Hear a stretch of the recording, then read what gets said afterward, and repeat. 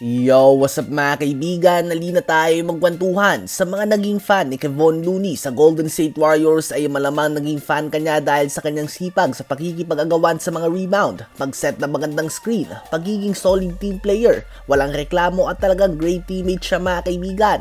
Subalit alam nyo ba na bago maging ganito ang laro ni Kevon Looney ay tinagurian siya bilang the next Kevin Durant noong high school?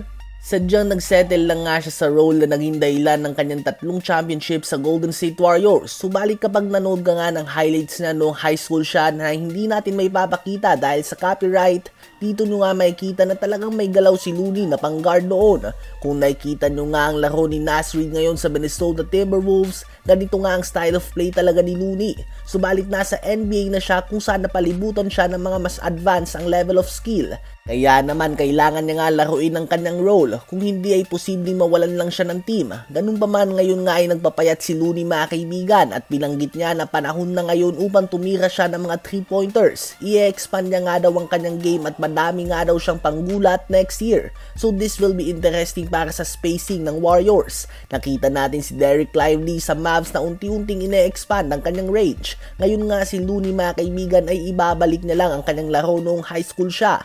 Subalit posibleng maapektuhan ang kanyang rebounding dahil sa pagliit ng kanyang katawan. Isang bagay na kapos talaga ang Warriors last season. Madalas nga sila na ma-out-rebound ng kabilang team.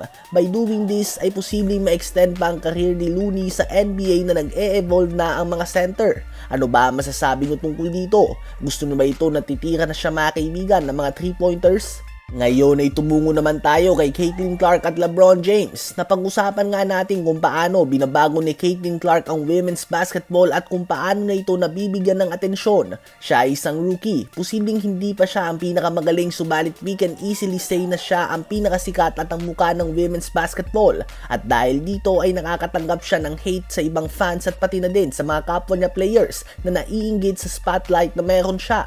Isang player na nakaranas ito ay si LeBron James to the point kahit na mga kakampi niya mismo ay may inggit o galit sa kanya as a rookie sa Cleveland Cavaliers. Kaya naman naiintindihan niya ang pinagdadaanan ng Indiana Fever rookie ngayon. Kaya naman ganun na lang nga ang suporta ng 4-time NBA MVP kay Caitlin Clark. Una na nga siyang nagsabi ng high haters matapos ang solid performance si Clark at matapos na gumawa nito ng 24 points, 10 rebounds and 10 assists triple-double kahapon, rinipost niya ulit ito. Sinabihan niya din noon na hater ka lang kapag hindi mo gustong laro ni Caitlin Clark at layuan nga daw ang mga tao na ganito. It's safe to say na fan si LeBron ng laro ni Caitlin Clark mga kaibigan at todo suporta nga siya dito. Sana nga ay may handle ito ng WNBA ng tama dahil siya nga ang isang player na kayang magbuhat ng kanilang liga on a marketing standpoint.